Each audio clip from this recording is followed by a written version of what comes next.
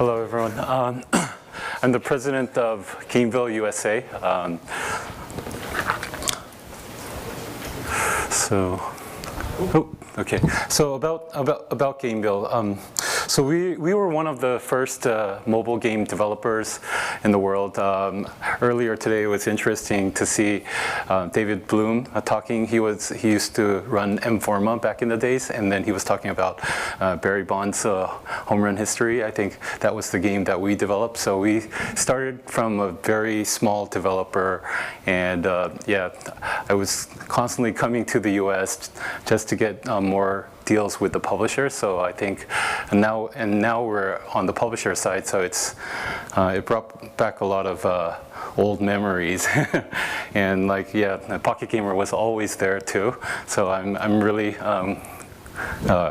glad to be part of this event. So we started in 2000. We went through all of the feature phone era. We did J2ME, Brew games, and then once the smartphone came around, I think it really turned around our business. So we have around 550 employees right now, more than 500 million installs on iOS and Android. We have offices all around the world now, and we also have subsidiaries, and the most noticeable one was probably Come To Us, which we acquired a couple of years ago. So, yep. So we're a publicly listed company. You can see our growth. We started from zero, I think, just like everybody here. And then last year, I think Gamevil and Come To Us revenue combined together, we passed around 500 million in terms of revenue. Yeah, with Come To Us and us, we have 1,200 employees, and we have 15 different branches. So what we thought was, like, on the App Store, there's the Apple and Google has done amazing stuff for us, but what they do is they only provide the distribution of the builds. And as a publisher, we thought, like, how can we really add value to the developers? And we thought, in the games as a service era, I don't think all the developers can afford to build out all of the infrastructure in order to do live operations. So we built out, we set up like a lot of different offices just to provide live operations in 14 different languages. We also built out huge backend tools so that all of the developers can use that who work with us. So. I think, so I was really thinking about, like, what should I talk? Chris told me to talk here, and there's so much good information on, like, App Annie and like Newzoo and all of those reports. I think everybody can get the numbers correctly. Korea is a big market. It's the 4th largest market. We have around 50 million people, but the interesting thing is, like, around half of the 50 million, which is around 25 million, lives around Seoul. So it's kind of like Singapore in some way, you know, but at a bigger scale. So everybody lives in the same city, and so word of mouth is so easy. And then, like, everybody, so this happens in a highly populated area, but I think everybody's so competitive. It's a Korean nature. It's maybe it's the peninsula thing, but it's Koreans are very hot-tempered.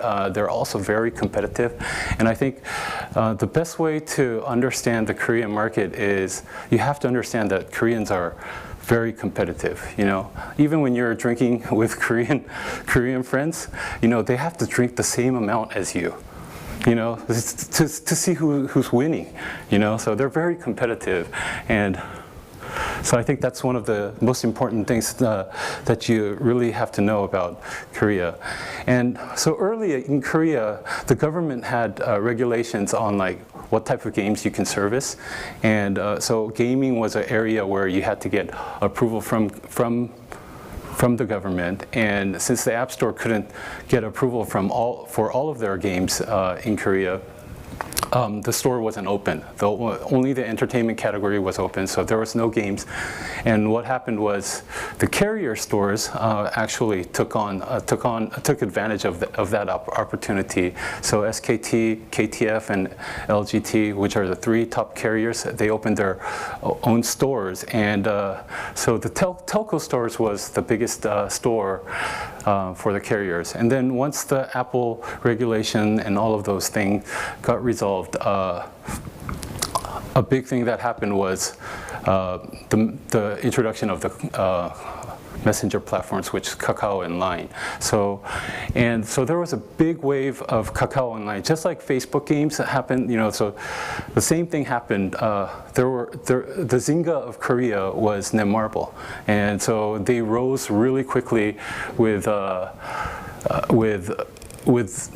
help of the Kakao platform, and so the market grew so big that so Netmarble was like probably a number 4 or 5 publisher in the PC era, and then they were so close to running out of business, and they were like, oh, we have to turn around this ship, and the only way to do it is to move to mobile quicker. So what they did is they brought all of their PC online talent, and then they shifted 100% to mobile, and then they went all in, and they executed very well.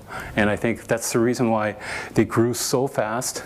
And then so the market totally changed. Google Play, which was in a lower position than the telco stores, they actually rose because Kakao was rising so fast. So everybody who was on the Kakao platform, they were playing games that led to the Google Play Store. And so everybody got totally educated about the Google Play and App Store. And then, of course, Netmarble and these companies become so big, and they establish a brand on mobile, and they don't need Kakao anymore.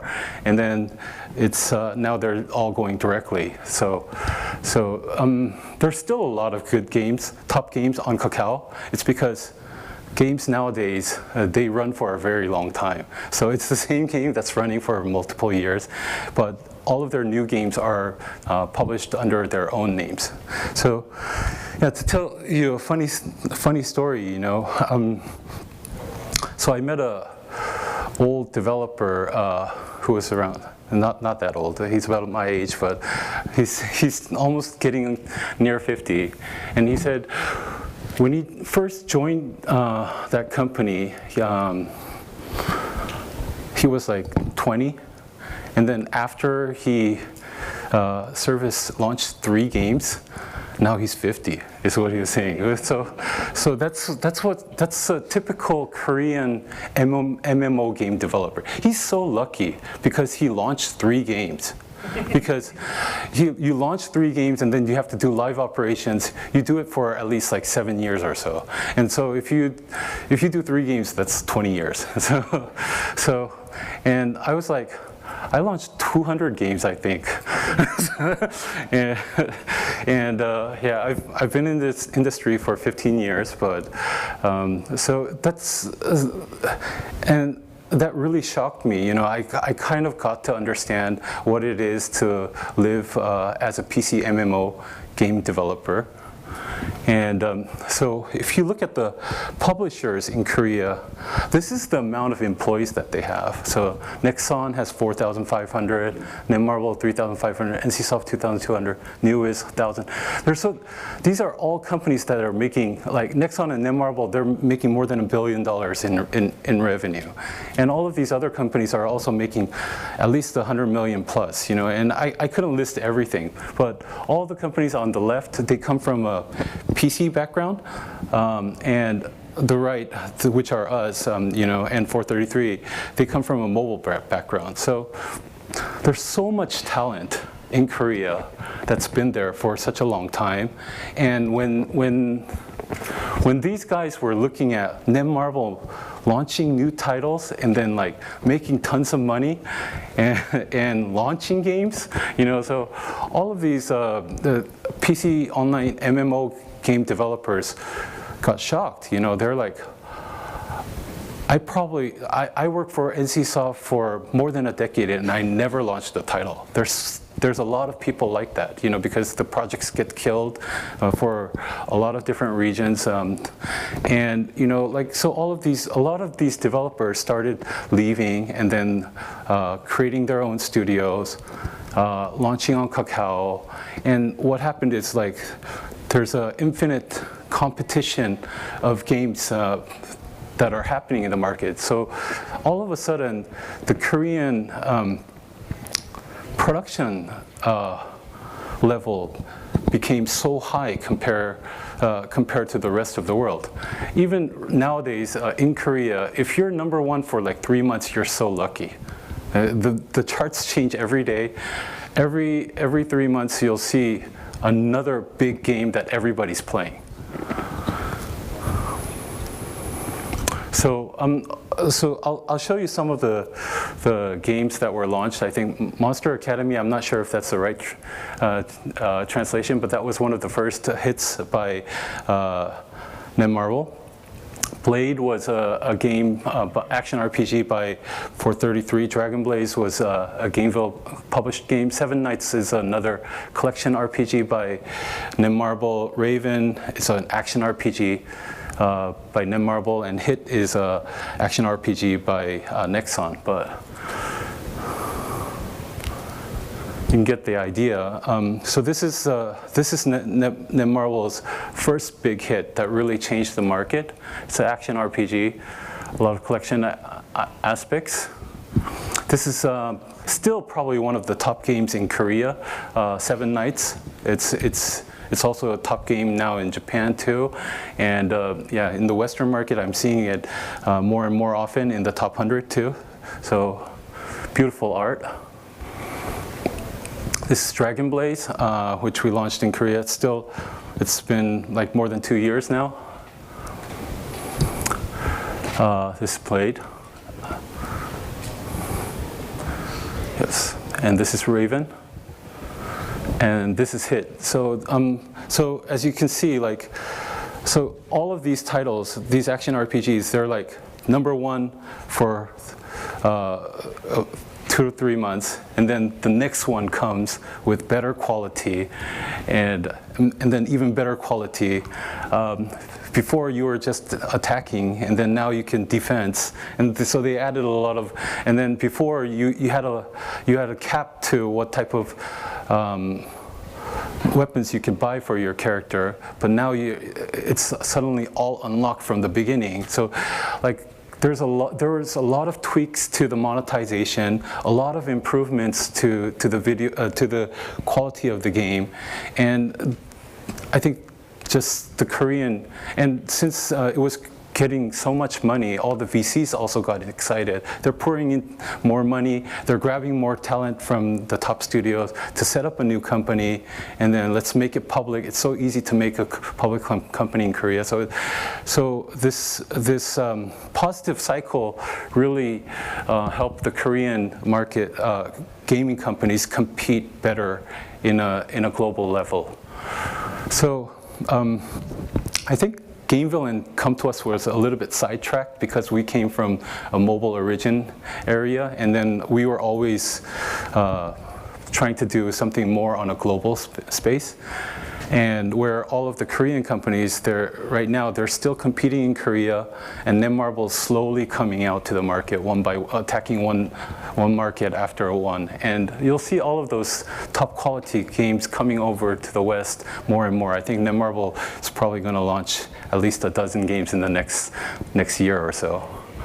So this is Summoner's War. We were so lucky to have this as a hit.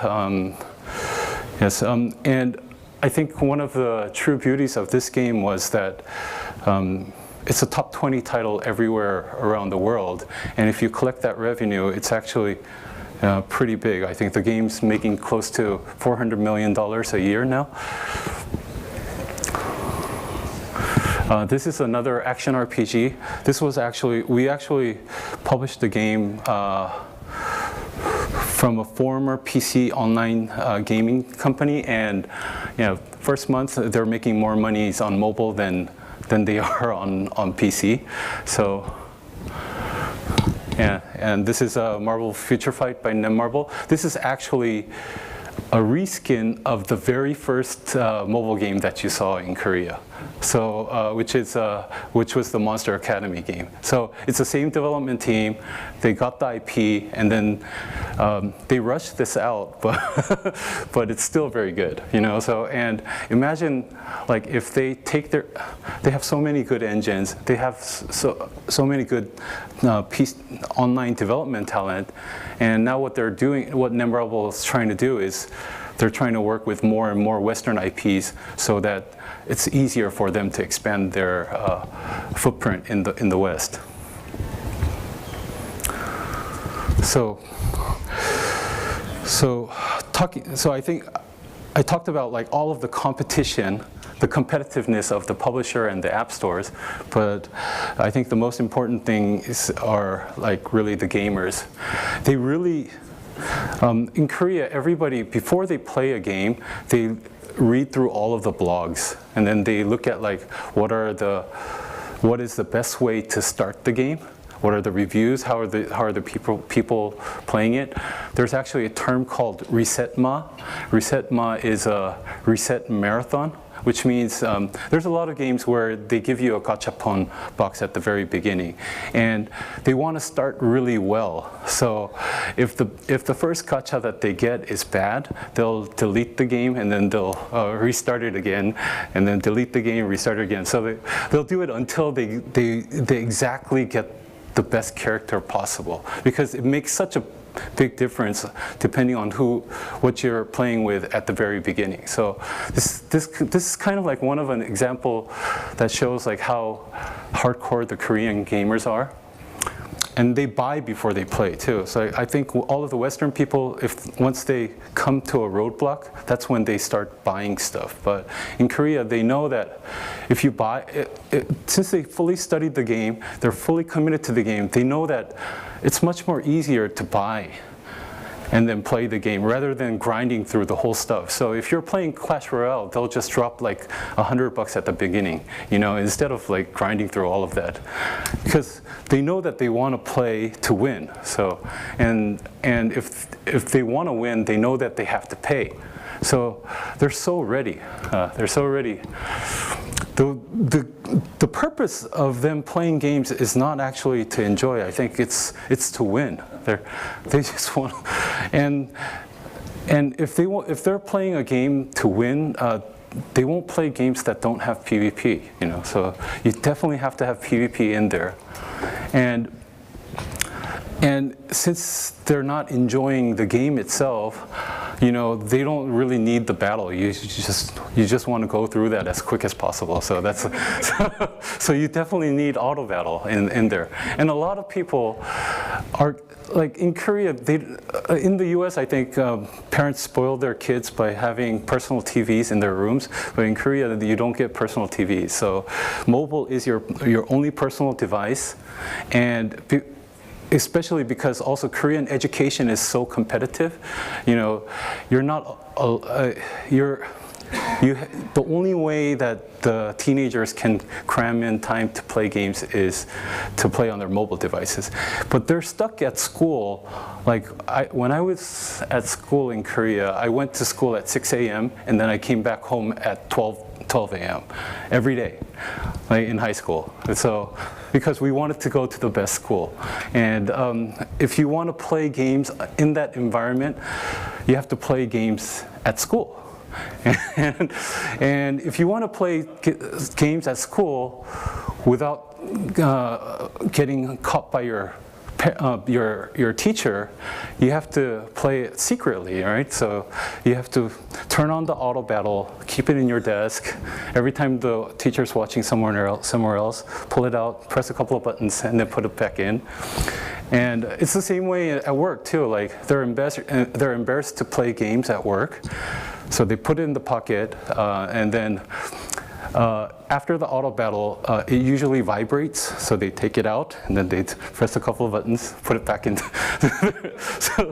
So you really have to understand how competitive these Korean people are and how much effort that they put in just to play games. And they only want to play games that other people are also playing.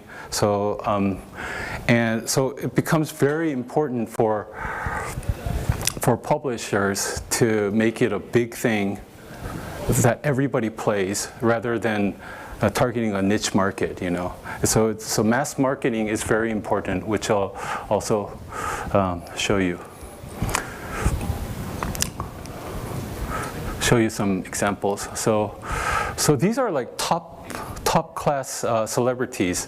Like they used to only do like Samsung and SK Telecom advertisement, but now they're all of the top celebrities in Korea have done mobile games. Chang Dong-gun, Cha Sung-won, you know. So this is Mew and this is Raven.